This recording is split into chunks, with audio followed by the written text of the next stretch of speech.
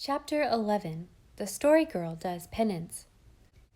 10 days later, Aunt Olivia and Uncle Roger went to town one evening to remain overnight, and the next day, Peter and the Story Girl were to stay at Uncle Alec's during their absence.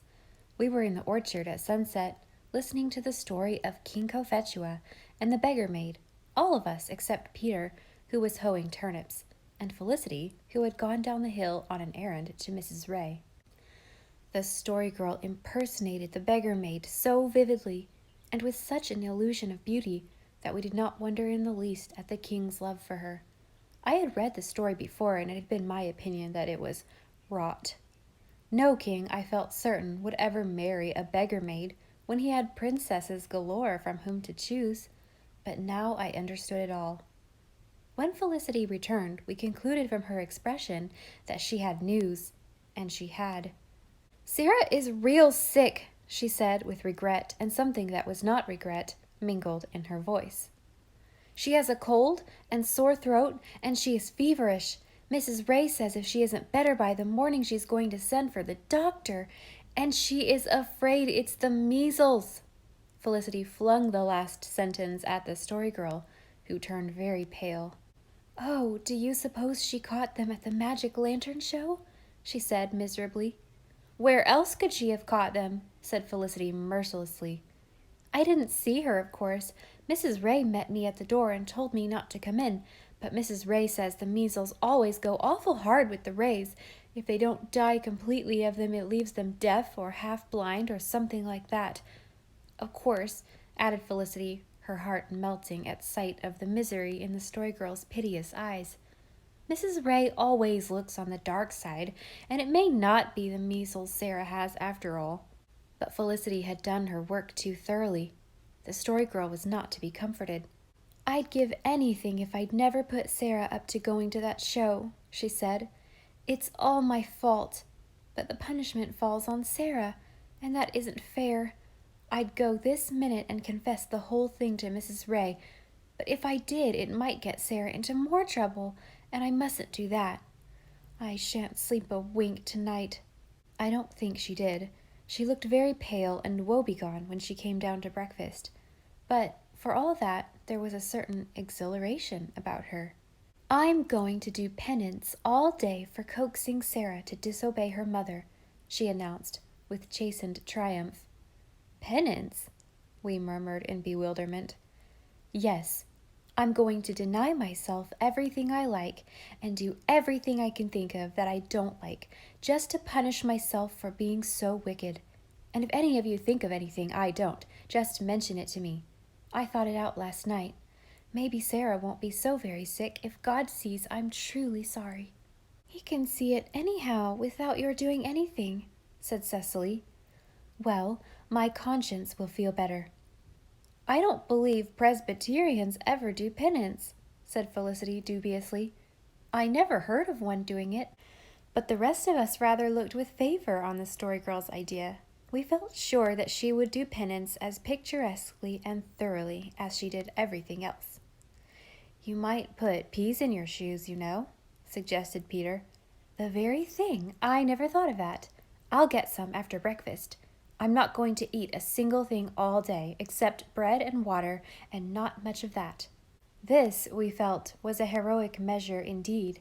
To sit down to one of Aunt Janet's meals, in ordinary health and appetite, and eat nothing but bread and water, that would be penance with a vengeance. We felt we could never do it. But the Story Girl did it. We admired and pitied her. But now I do not think that she either needed our pity or deserved our admiration. Her ascetic fare was really sweeter to her than honey of Hymettus. She was, though quite unconsciously, acting a part, and tasting all the subtle joy of the artist, which is so much more exquisite than any material pleasure. Aunt Janet, of course, noticed the Story Girl's abstinence, and asked if she was sick. "No, I am just doing penance, Aunt Janet, for a sin I committed. I can't confess it because that would bring trouble on another person, so I'm going to do penance all day. You don't mind, do you?" Aunt Janet was in a very good humor that morning, so she merely laughed. "Not if you don't go too far with your nonsense," she said tolerantly. Thank you. And will you give me a handful of hard peas after breakfast, Aunt Janet? I want to put them in my shoes. There isn't any. I used the last in the soup yesterday.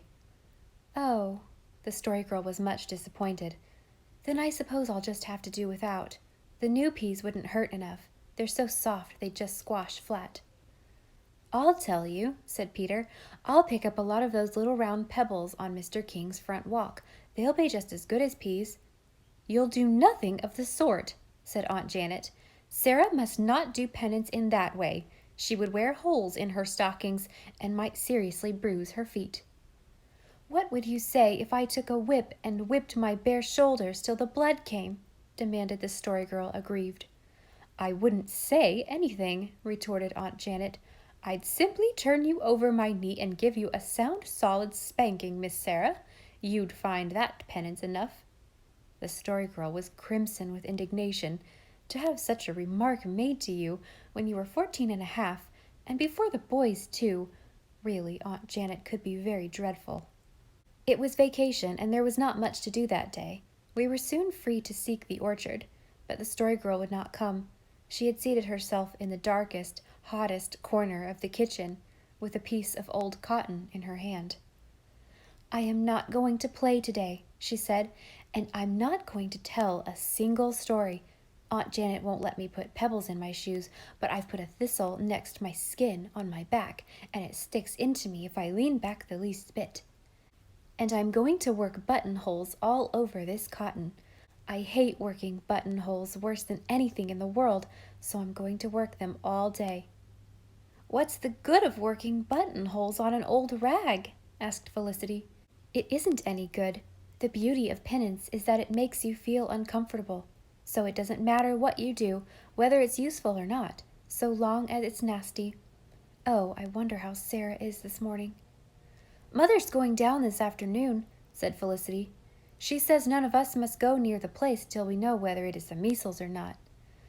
I've thought of a great penance, said Cecily eagerly. Don't go to the missionary meeting tonight. The Story Girl looked piteous. I thought of that myself, but I can't stay home, Cecily. It would be more than flesh and blood could endure. I must hear that missionary speak. They say he was all but eaten by cannibals once. Just think how many new stories I'd have to tell after I'd heard him. No, I must go, but I'll tell you what I'll do. I'll wear my school dress and hat. That will be penance. Felicity, when you set the table for dinner, put the broken-handled knife for me. I hate it so. And I'm going to take a dose of Mexican tea every 2 hours. It's such a dreadful tasting stuff, but it's a good blood purifier, so Aunt Janet can't object to it. The Story Girl carried out her self-imposed penance fully. All day she sat in the kitchen and worked buttonholes, subsisting on bread and water and Mexican tea. Felicity did a mean thing. She went to work and made little raisin pies right there in the kitchen before the Story Girl. The smell of raisin pies is something to tempt an anchorite, and the Story Girl was exceedingly fond of them. Felicity ate, too, in her very presence, and then brought the rest out to us in the orchard. The Story Girl could see us through the window, carousing without stint on raisin pies and Uncle Edward's cherries, but she worked on at her buttonholes. She would not look at the exciting serial in the new magazine Dan brought home from the post office. Neither would she open a letter from her father. Pat came over, but his most seductive purrs won no notice from his mistress, who refused herself the pleasure of even patting him. Aunt Janet could not go down the hill in the afternoon to find out how Sarah was, because company came to tea, the Millwards from Markdale. Mr. Millward was a doctor, and Mrs. Millward was a B.A. Aunt Janet was very desirous that everything should be as nice as possible, and we were all sent to our rooms before tea to wash and dress up. The Story Girl slipped over home, and when she came back, we gasped. She had combed her hair out straight and braided it in a tight, kinky, pudgy braid, and she wore an old dress of faded print, with holes in the elbows and ragged flounces, which was much too short for her. "Sarah Stanley, have you taken leave of your senses?" demanded Aunt Janet. "What do you mean by putting on such a rig? Don't you know I have company to tea?" Yes, and that is just why I put it on, Aunt Janet. I want to mortify the flesh. I'll mortify you if I catch you showing yourself to the Millwards like that, my girl. Go right home and dress yourself decently, or eat your supper in the kitchen. The Story Girl chose the latter alternative. She was highly indignant. I verily believe that to sit at the dining room table in that shabby outgrown dress, conscious of looking her ugliest and eating only bread and water before the critical Millwards, would have been positive bliss to her. When we went to the missionary meeting that evening, the Story Girl wore her school dress and hat, while Felicity and Cecily were in their pretty muslins, and she had tied her hair with a snuff brown ribbon, which was very unbecoming to her. The first person we saw in the church porch was Mrs. Ray. She told us that Sarah had nothing worse than a feverish cold. The missionary had at least 7 happy listeners that night. We were all glad that Sarah did not have measles, and the Story Girl was radiant. Now you see all your penance was wasted, said Felicity as we walked home, keeping close together because of the rumor that Peg Bowen was abroad. Oh, I don't know. I feel better since I punished myself, but I'm going to make up for it tomorrow, said the Story Girl energetically. In fact, I'll begin tonight. I'm going to the pantry as soon as I get home, and I'll read Father's letter before I go to bed. Wasn't the missionary splendid? That cannibal story was simply grand. I tried to remember every word so that I can tell it just as he told it. Missionaries are such noble people. I'd like to be a missionary and have adventures like that, said Felix. It would be all right if you could be sure the cannibals would be interrupted in the nick of time as his were, said Dan. But supposing they weren't? Nothing would prevent cannibals from eating Felix if they once caught him, giggled Felicity. He's so nice and fat. I am sure Felix felt very unlike a missionary at that precise moment. I'm going to put 2 cents more a week in my missionary box than I've been doing, said Cecily determinedly. 2 cents more a week out of Cecily's egg money meant something of a sacrifice. It inspired the rest of us.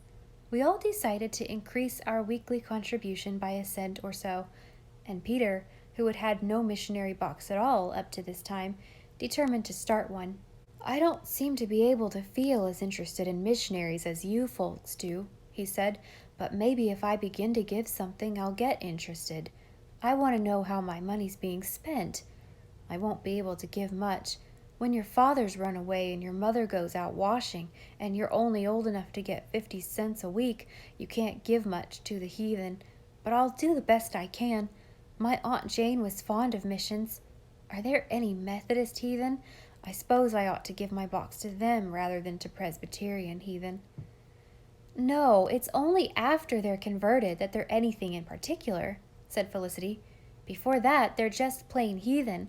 But if you want your money to go to a Methodist missionary, you can give it to the Methodist minister at Markdale. I guess the Presbyterians can get along without it and look after their own heathen.